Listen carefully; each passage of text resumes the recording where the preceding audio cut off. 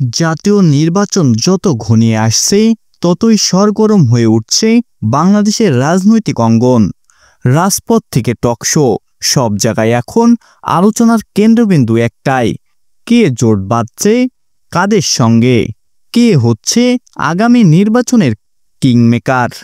আর এই সময়ই বিএনপির ভারপ্রাপ্ত চেয়ারম্যান তারেক রহমানের নতুন এক ঘোষণা যেন রাজনীতিতে ঝড় তুলেছে।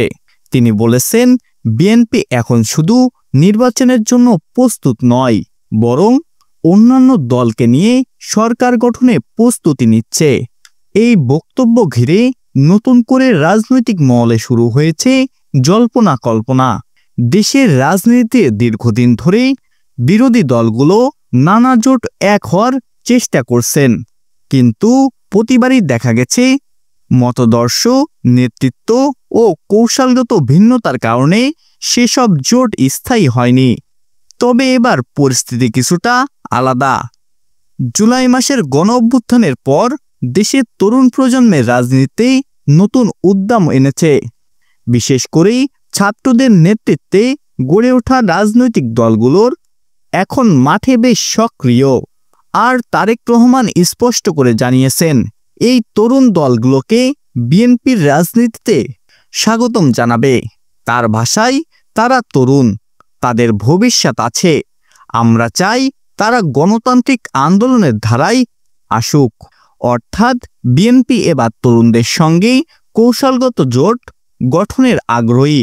দৈনিক ফিনান্সিয়াল টাইমস এর দেয়া এক সাক্ষাৎকারে তারেক রহমান বলেন, বাংলাদেশ একটি অবাধ ও গ্রহণযোগ্য নির্বাচন না হওয়া পর্যন্ত শেখ হাসিনার কৃতিত্ববাদী শাসনের পতন সম্পূর্ণ হবে না।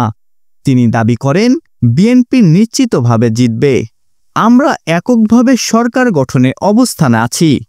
এই বক্তব্য বিএনপির সমর্থকদের মধ্যে নতুন উদ্দীপনা তৈরি করেছে। তবে সমালোচকরা বলছেন, বাস্তবে মাঠে বিএনপি এখনও সাংগঠনিকভাবে দুর্বল এবং তাদের নির্বাচনে অংশ নিলে প্রার্থী বাছাই, অর্থনৈতিক সক্ষমতা ও জোট সমন্বয়ে চ্যালেঞ্জ পড়তে পারে। তবু তারেক রহমানের আত্মবিশ্বাসের কণ্ঠে বোঝা যায়, তিনি এবার বড় কিছুর পরিকল্পনা নিয়ে এগিয়েছেন। তারেক রহমান সাক্ষাৎকারে আরও বলেন, আমরা প্রতিহিংসার রাজনীতি থেকে বেরিয়ে আসতে চাই। নতুন বিএনপি সরকার প্রতিহিংসার বৃত্ত ভেঙে দেবে। তিনি উল্লেখ করেন, গত বছর আগস্ট থেকে দলীয় শৃঙ্খলা ভঙ্গের অভিযোগে ৭,০০০ সদস্যকে বহিষ্কার ও স্থগিত করা হয়েছে। এই উদ্বেগ দেখাচ্ছে বিএনপি এখন নিজেদের ভিতর থেকে পরিবর্তন আনতে চাইছে।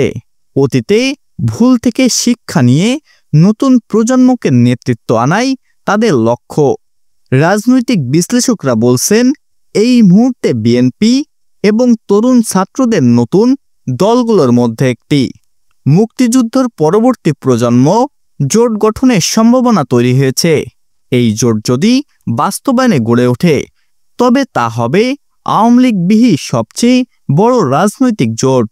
তবে প্রশ্ন হলো, এই জোট কি টিকে থাকবে? তো কারণ ইতিহাস বলছে, নির্বাচনের আগে যত জোট হয়, নির্বাচনের পর বেশিরভাগই টিকে থাকে না। তবু বিএনপি এবার মাঠে ভিন্নভাবে নামতে চাইছে, আর তরুণদের যুক্ত করা সেই কৌশল গুরুত্বপূর্ণ অংশ। সাক্ষাৎকারে তারেক রহমানকে প্রশ্ন করা হয়েছিল, আওয়ামী লীগকে কি রাজনীতিতে ফেরার সুযোগ দেয়া হবে? উত্তরে তিনি সরাসরি কিছু বলেননি, তবে ইঙ্গিত দেন, যাদের বিরুদ্ধে গুরুতর মামলা, দণ্ড হয়েছে, তাদের নির্বাচনে অংশগ্রহণও বৈধতা নিয়ে প্রশ্ন উঠবে। অর্থাৎ ভবিষ্যৎ নির্বাচনে রাজনীতিতে আওয়ামী লীগের ভূমিকা নিয়েও অনিশ্চয়তা রয়ে গেছে। এই বক্তব্য রাজনৈতিক বিশ্লেষকদের মতে আগামী নির্বাচনের অন্যতম বিতর্ক আলোচনায় পরিণত হবে। আপনি কি মনে করেন, তারেক রহমানের এই ঘোষণা বিএনপির পক্ষে গেম চেঞ্জ হবে?